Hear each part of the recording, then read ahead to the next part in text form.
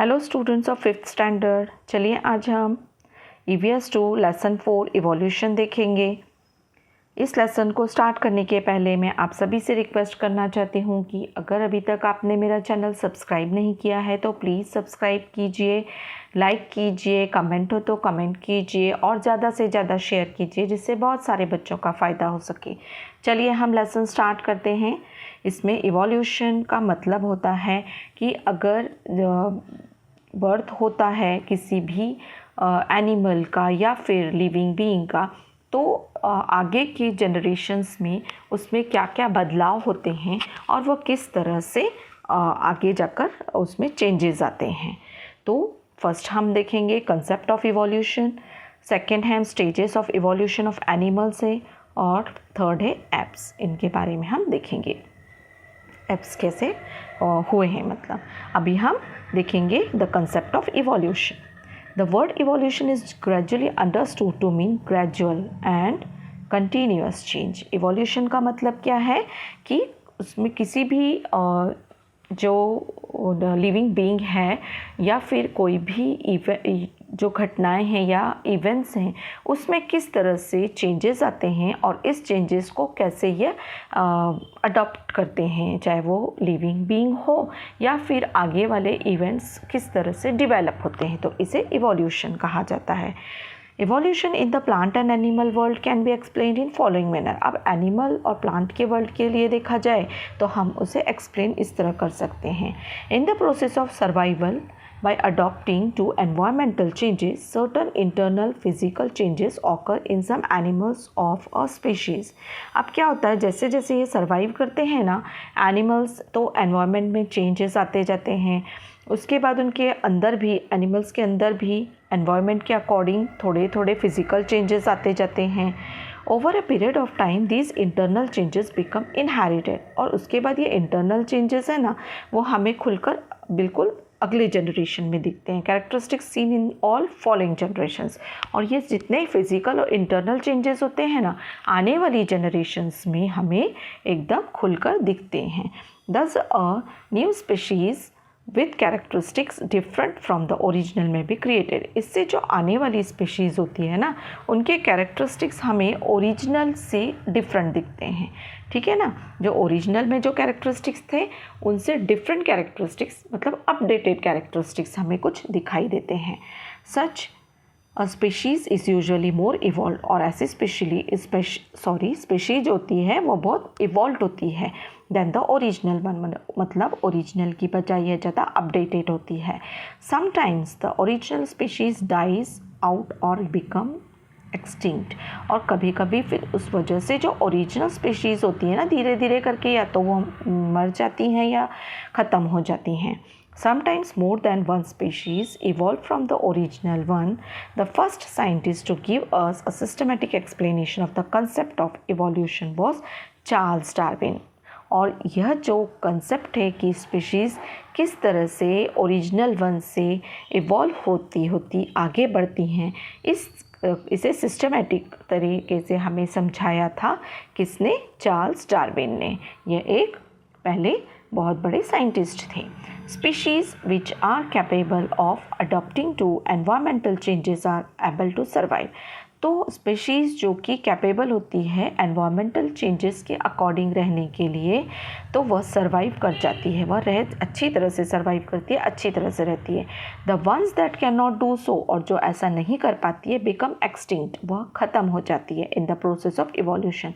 कब ख़त्म हो जाती है, जब यह इवोल्यूशन की प्रोसेस चलती रहती है। अगर वो एनवायरमेंट कंडीशंस को अडॉप्ट नहीं कर पाती हैं तो वह एक्सटिंक्ट हो जाती हैं, मतलब वह ख़त्म हो जाती हैं। In ancient times there were many species of a type of animal called dinosaur. Ancient time में डायनासोर की तरह बहुत सारी स्पीशीज़ थी। Dino in the Greek means terrible. Dino means क्या होता है, बहुत टेरिबल, भयानक, एंड सोरस मीन्स लिजार्ड, भयानक, जो भयंकर तरह की लिजार्ड जो है उन्हें डायनासोरस कहते हैं या रेप्टाइल्स कहते हैं। Dinosaur means a terrible lizard. Dinosaur का मतलब क्या है, भयानक लिजार्ड। देखिए एक है ना, दिखाई दे रहे हैं हमको, इस तरह की स्पीशीज़ थी, वेरियस स्पीशीज़ ऑफ डायनासोर्स। इतनी सारी स्पीशीज़ हमको डायनासोर की दिखाई देती हैं। डायनासोरस कैसे थे? एकदम भयंकर बड़े। Some of these dinosaurs were enormous in size, बहुत भयानक साइज में थे। It appears that the species of enormous dinosaurs suddenly became extinct, और जो एनॉर्मस कुछ डायनासोरस थे वो ख़त्म हो चुके।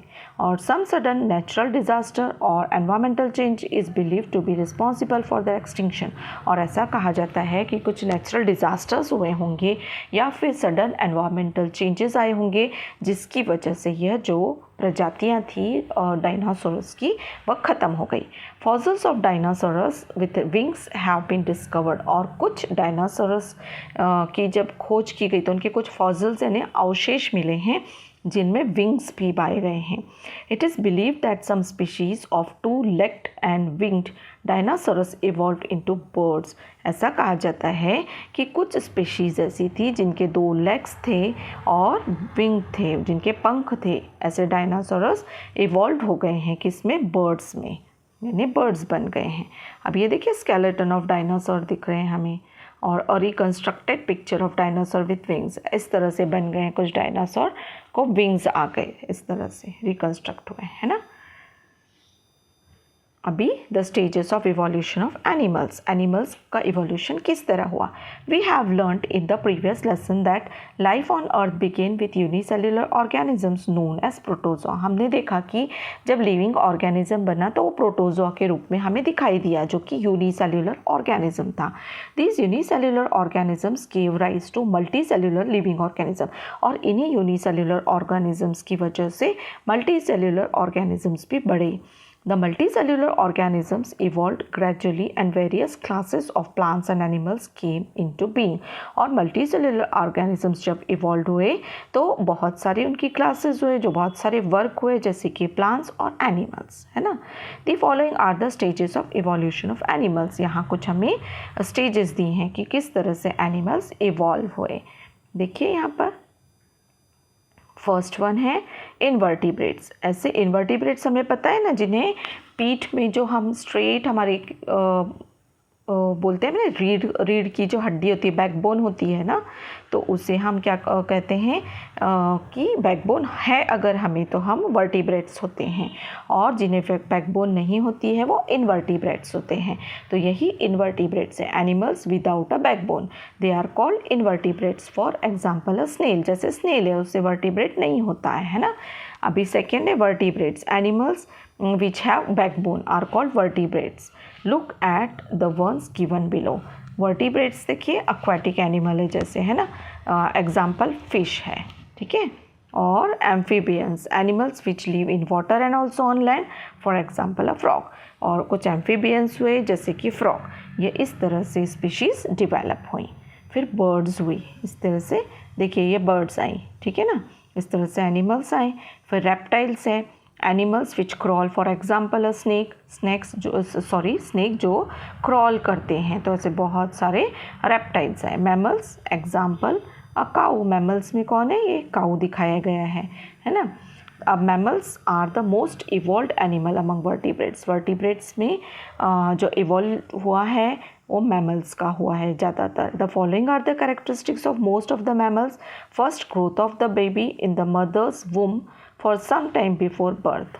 जैसे कि मदर जो है एनिमल्स में हमने देखा, मैमल्स में, कि मदर के जो वुम है यानी पेट में ही कुछ समय पहले, बर्थ के पहले बेबी का डिवेलप होना।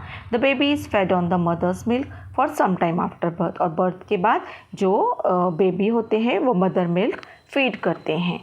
फिर the platypus and some species of ant eater are exceptions to this. और इसमें कुछ प्लेटिपस और कुछ स्पीशीज़ ऑफ एंट ईटर हैं, आर एक्सेप्शन, ये एक्सेप्शन माने जाते हैं, अपवाद माने जाते हैं इसके। ये देखिए प्लेटिपस दिख रहा है हमें। सो दे